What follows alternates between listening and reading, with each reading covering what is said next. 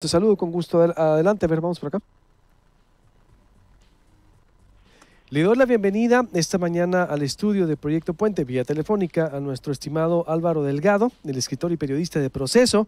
¿Quién mejor que él para ayudarnos a entender cómo están cerrando las campañas políticas, pero en específicamente el PAN? Hemos analizado el lunes el destino del PRI, ayer Morena y hoy el PAN. Álvaro, frente a qué estamos, tú has sido un crítico ahí del panismo pues de toda la vida, en redes sociales ahora, y Anaya, me llamaba mucho la atención lo que has ahí también compartido porque veo cómo se mercantilizó la política en el PAN, Álvaro, con regalando tortillas, ¿qué más están regalando? Los monederos, bueno, no sé, a lo mejor estoy empezando por lo último. ¿Por dónde empiezo, Álvaro, con Pues el es que PAN? todo tiene que ver con lo mismo, Luis Alberto. Muy buenos días a tu auditorio. Les mando un saludo hasta allá, hasta el norte de la República. Y es que todo tiene que ver, pues, con lo que son las campañas y en específico esta campaña tan compleja, la más compleja en la historia de México, no solamente por el número de cargos que están en disputa en todo el país, sino porque también está poniéndose a prueba pues el propio Instituto Nacional Electoral en sí mismo, las instituciones que están encargadas de darle viabilidad a la política electoral y una disputa muy clara con tres candidatos presidenciales que desde mi punto de vista son fuertes. Yo no estoy de acuerdo con la aseveración en el sentido de que son tiempos de vacas, que la caballada está flaca. Yo creo que son tres buenos candidatos presidenciales, cada uno con sus características, los tres encabezando coaliciones electorales con partidos políticos muy definidos, son alianzas pragmáticas las tres, y las tres buscando, por supuesto, la conquista del poder. La oficialista, claramente eh, eh, defendiendo el continuismo, la que encabeza Ricardo Anaya, sin duda también en una lógica de continuar el mismo modelo económico y hasta político, por más que digan que quieren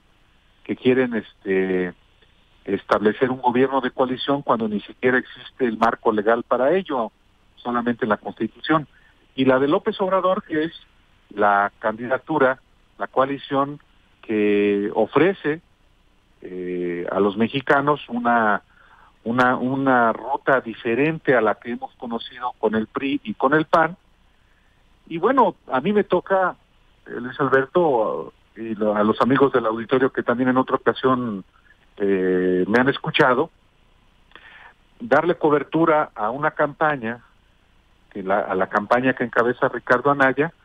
Y en efecto, trato de hacer mi trabajo como lo debe hacer cualquier periodista, con un sentido crítico, no porque tenga animadversión, pero finalmente tengo yo muchos años dándole cobertura al PAN.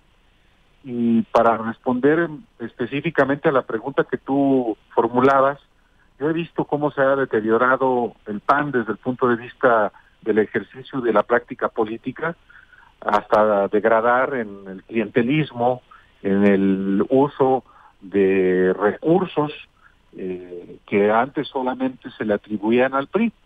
Entonces, efectivamente, hoy, sobre todo en esta parte última de la campaña presidencial que mañana termina,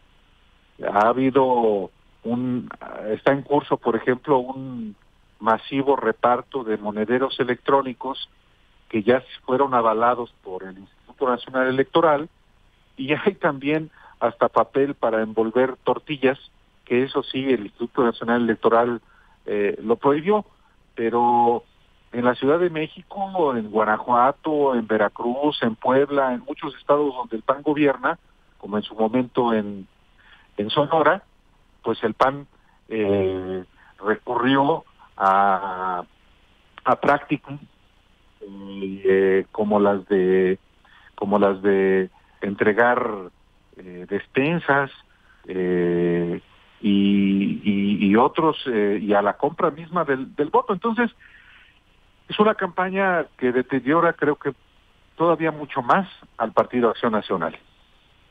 ¿Qué fue lo que ocurrió, Álvaro? Es decir, esperábamos una mejor participación de Ricardo Anaya. De hecho, por ahí a finales de mayo, creo que en el segundo debate se empezó a caer. No sé si, o lo hemos otras veces también analizado, la narrativa no fue consistente. Primero empezó un Ricardo Anaya rudo, después Timorato dejando entrever que pudiera negociar o iba a hacer absolutamente todo lo posible para aliarse con quien se tuviera que aliar para frenar el arribo de López Obrador, incluido el presidente.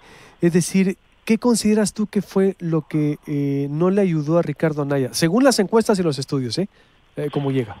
Claro, o sea, ¿qué tenemos lógicamente para, digamos, presentar la evolución o el éxito o el no éxito de un candidato, de un partido? Bueno, las encuestas, que siempre lo hemos platicado también en este espacio, hay que verlas siempre con reserva, pero las encuestas, a final de cuentas, si uno las ve en su conjunto y uno, a pesar de todas las reservas, puede uno identificar que hay, sobre todo en estas presidenciales, coincidencias muy claras.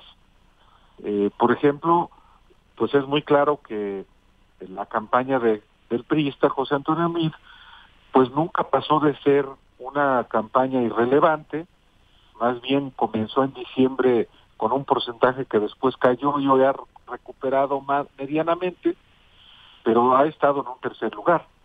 Y la de Anaya siempre ha estado en un segundo lugar, que comenzó a subir, particularmente se observó en el primer debate, le quitó los puntos que traía Margarita Zavala, pero después ya se estancó Ricardo Anaya, y en las más recientes semanas ha tenido un declive. Veremos qué tan pronunciado es ya en las urnas, de la misma manera que veremos qué tanto el crecimiento de López Obrador, que lo ha tenido también desde diciembre, se expresa el domingo.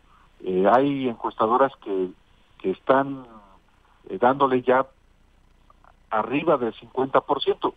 Hay que ver, porque una cosa es lo que se expresa en las encuestas y otra cosa es la que se expresa ya finalmente en las urnas. Pero, ¿qué pasó con Anaya? Anaya, efectivamente, yo creo que es un tipo muy abusado, preparado, pero Anaya llegó sin tanta fuerza como se anticipó desde que armó la coalición el año pasado con el PAN, con el PRD y con Movimiento Ciudadano. Es verdad que sí le afectó la campaña que desde el gobierno se hizo por sus negocios truculentos en Querétaro, particularmente la nave industrial, y algo que yo también publiqué en su momento, una fundación oscura que solamente derivó en ganancias para sus amigos. Pero Anaya integró un equipo, creo que no consistente ni sólido en términos de triunfo electoral, con una coordinación bicéfala que de entrada no es una muy buena idea, con Santiago Krill y Jorge Castañeda, con partidos, dos aliados, uno de ellos a la baja, como claramente es el PRD, y uno con una fuerza muy regional, muy identificada, como es Movimiento Ciudadano en el estado de Jalisco. Y nada más. Entonces, ese impulso que le había dado por lo menos la alianza, se fue diluyendo, y si eso le agrega el conflicto interno que Anaya tuvo, sigue teniendo y va a seguir teniendo después del 1 de julio al interior del PAN, entonces, pues pasó a veces más tiempo tratando de resolver cuestiones de barandilla y cuestiones judiciales y cuestiones internas que dedicarse a la campaña.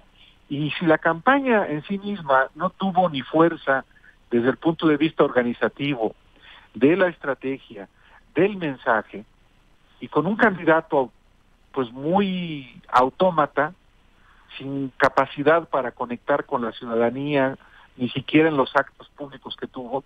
Entonces uno pues concluye que fue una muy pésima campaña, y lo que uno puede esperar para el próximo domingo es que pueda quedar todavía peor de lo que quedó hace 6 años Josefina Vázquez Mota. Uy, precisamente estaba pensando eso, haciendo el paralelismo, peor que Josefina y que cualquier otro escenario pues de la historia moderna del PAN, ¿no? Del 94 con Diego, por ejemplo. No, bueno, Diego...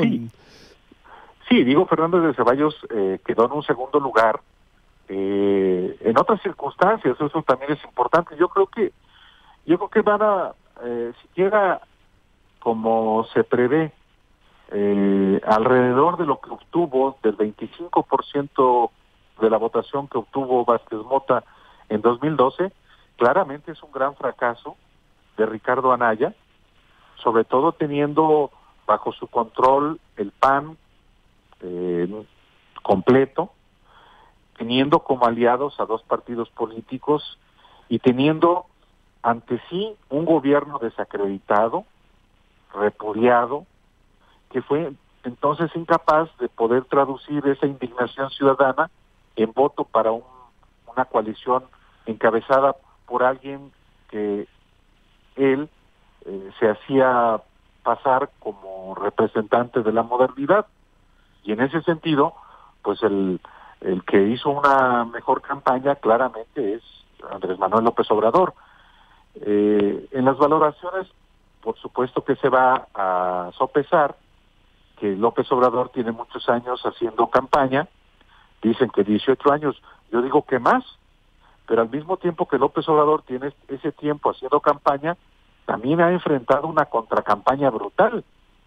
Entonces, a la hora de hacer los balances, en especial de la campaña de Ricardo Anaya, yo creo que van a ser muy negativos para él, para la coalición que encabeza, y para la estrategia y su equipo, que no supieron estar a la altura de una coyuntura en la que tenían a un partido oficial pues repudiado junto con el gobierno que encabeza Enrique Peña Nieto. Sin duda. ¿Y qué ves para el domingo, Álvaro? Por último, ¿qué ves en la elección? Es decir, yo creo que ya, aunque quisieran repetir las prácticas del Estado de México, que mucho se ha dicho, aquí estamos viviendo también, por ejemplo, en Sonora, haciendo un paralelismo y guardando las proporciones, pero aquí ya hay una ola de violencia, se desató en Navojoa, asaltos, persecución política denunciada por la oposición, una ola también ahí de disturbios, típico de los días anteriores a una elección, pero yo creo que ya aunque quisieran aplicar la estrategia Estado de México, no creo que les funcione mucho contra Andrés Manuel, Álvaro. Mira, en efecto, los mapaches están sueltos, las estrategias de defraudación electoral están en curso, no son solamente para el domingo. O sea, un fraude electoral no se hace solamente el día de la elección, quizás sea una de las consecuencias de lo que ya se ha hecho en el curso de la campaña. Por ejemplo, ya hay compra de voto masiva, como se evidenció, por ejemplo, con las filas que afuera del PRI nacional y con el asalto inclusive que hicieron a un autobús que iba lleno de operadores electorales con miles de pesos en efectivo. Eso es para comprar votos. Las llamadas telefónicas que han proliferado en las más recientes semanas contra López Obrador y que claramente ya fueron hoy identificadas por el Instituto Nacional Electoral, tienen que ver con esta guerra sucia que tiene que ver con la defraudación electoral. Meter miedo, manipular información, y tiene que ver también las campañas negras, tiene que ver también cómo actúan ciertos actores políticos o ciertos grupos de presión. Todo eso naturalmente busca generar una percepción o una manipulación a favor o en contra de ciertos actores políticos. Claro, y además hay otro elemento fundamental, la violencia brutal en general y la violencia política en particular, que todavía al día de hoy atentan en Oaxaca contra un candidato de la alianza PAN-PRD-MC. Ayer asesinan a 5 personas en Oaxaca, una de ellas candidato a regidor de Morena. Más de casi 130, yo creo que son más de 130 actores políticos asesinados en esta campaña electoral o en este proceso electoral. Todavía no hemos visto muchas cosas que van a presentarse de manera cruenta, creo yo, de aquí al domingo. Y el mismo domingo, lamentablemente, aunque me gustaría mucho equivocarme, va a haber mucha pues violencia, porque también el fraude electoral no es solamente que se rellenen las urnas con votos adulterados, también es inhibir la participación ciudadana. Y en buena medida la violencia que existe hoy, la violencia política en el país, es para inhibir a los ciudadanos para que vayan a las urnas. ¿Quiénes están interesados en que los ciudadanos se queden en sus casas? Pues aquellos que tienen capacidad de movilización y que le apuestan precisamente a que con esa capacidad de movilización puedan ganar por lo menos sus enclaves locales.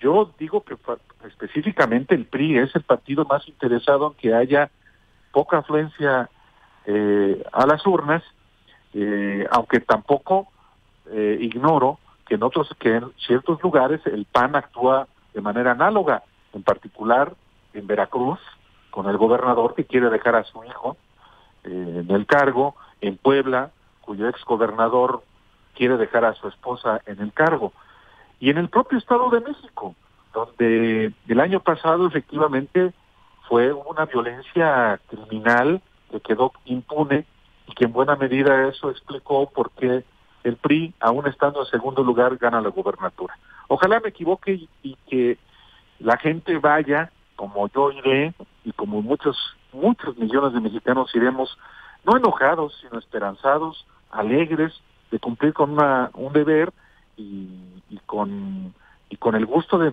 poder manifestar lo que pensamos del país con nuestro voto. Totalmente de acuerdo, Álvaro. Hay que votar y hay que estar muy alertas. Esperemos que no se cumpla lo que dices, pero sí hay todo lo que estás diciendo. También son señales pues que no presagian de alguna manera algo bueno, pero creo que seremos de alguna manera más fuerte como país para sacar esto, pero lo estamos viendo aquí en Sonora, lo estamos viendo a nivel nacional, sí. Lo estamos viendo, digo, sí. No es solo, si te dijera yo, no, Álvaro, no, lo tengo palpado desde la semana pasada, se han acrecentado extrañamente y sí, es decir, sí. Una maquinaria aceitada para salir a controlar la elección. En la Ciudad de México pasa lo mismo en Jalisco, de donde yo soy, pasa lo mismo en Guanajuato, y no estamos hablando de estados habitualmente hundidos en la violencia como Guerrero, como Oaxaca, como Veracruz, no, estados que se supone son más tranquilos, con mayores causas para la civilidad, no, y yo creo que es parte de una estrategia. La propia Ciudad de México, donde yo resido, pues hay muchas señales en este mismo sentido, y sin embargo creo que el llamado debe ser a que el domingo vayamos a las urnas para vencer justamente, por lo menos por esa vía, la vía que tenemos, este escenario de violencia y de inseguridad que no puede vencernos. Totalmente de acuerdo contigo, me gusta tu cierre, hay que llenar, hay que ganarles con los votos, con la civilidad y sobre todo con el respeto, Álvaro. Te agradezco mucho, como siempre, ya estaremos comentando contigo la próxima semana, si nos los permites, el resultado, que esperemos que también esto, o el que gane bien, que no se judicialice, porque qué cansado, Álvaro, Sí, yo creo que cualquiera que sea el ganador el domingo, tiene un deber primario, y es el de comenzar a serenar a este país, de comenzar pues como un inicio a llamar en los hechos a la inclusión, a la unidad, y a que pues como le hacemos todos los mexicanos que nos gusta trabajar, levantarnos el lunes a cumplir con nuestros deberes. Así será. Muchas gracias, Álvaro, como siempre. Te mando un abrazo. Luego, gracias. Buenos días.